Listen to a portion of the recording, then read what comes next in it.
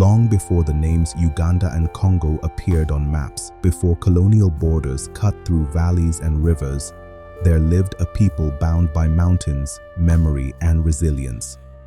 They are the Bayira, the Bakonzo of western Uganda and the Banande of eastern Congo, children of the Rwenzori mountains, keepers of ancient fire, a people whose story is as misty and mysterious as the snow-capped peaks they call home.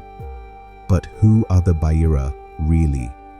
To answer, we must climb into the heart of the Rwenzori, the mountains of the moon, a sacred spine of rock and snow that rises between earth and sky. Here, among ridges wrapped in cloud and valleys bursting with rivers, their ancestors made their first home. The Bayira are believed to have descended from early Bantu-speaking peoples, travelers who carried fire, language, and farming wherever the forest opened. They settled on these fertile slopes where the soils were rich and the rivers never dried. To them, the mountains were not just land, they were alive. Every stone, every tree, every stream carried spirit and story, society and culture. The Bayira lived by the rhythm of nature. Bananas, millet, and beans fed their families. Goats and cattle marked wealth. Blacksmiths forged iron tools with fire and song. Elders guided clans, and rituals bound the living to their ancestors. Their languages, Bakonzo and Banande, were more than words. They were drums of memory, echoing with migration, survival, and pride.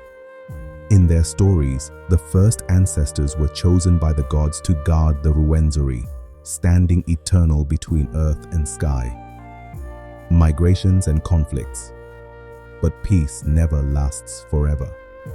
As centuries passed, the Bayira faced pressures from outside tribes, harsh climates, and shifting alliances. Some clans crossed westward into today's Congo, becoming the Banande. Others held firmly to the Ugandan slopes, known as the Bakonzo. Though separated by borders drawn by colonial powers, they remained one people, the Bayira, the people of fire. Colonial disruption. Then came the Europeans.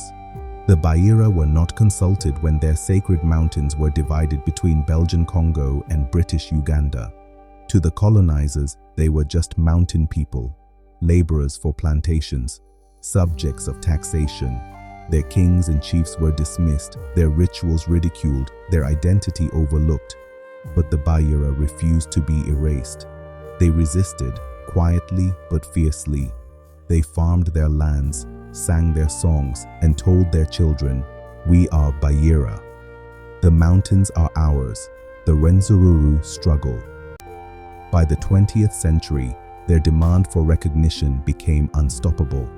Tired of being ruled by distant kingdoms, the Bakonzo and Bamba peoples of Uganda rose up in what became known as the Rwenzori movement. It was a struggle for identity, justice, and self-rule.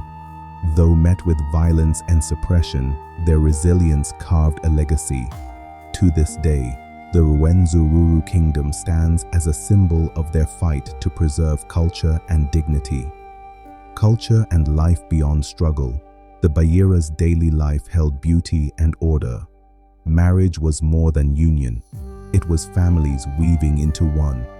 Dowries of goats and cattle symbolized respect, not purchase. Names were never random. They marked the hour, the weather, even events of birth. A child could be named Bwambale, born during work, or Masika, born in the rainy season. Every name, a living story. Spirituality flowed through ancestors and nature. They honored the spirits of rivers, mountains, and the sky. Sacred dances, drumbeats, and sacrifices connected them to the unseen world. Resilience and identity. Today, even as modern life reshapes Africa, the Bayira remain tied to their roots. The Banande of Congo, the Bakonzo of Uganda, divided by politics but united in blood. They continue to farm, trade, and educate their children with pride.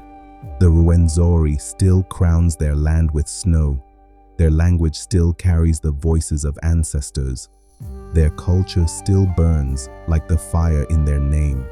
They are the Bayira, children of the mountain, survivors of history, keepers of heritage, a people whose story, though hidden for centuries, refuses to die.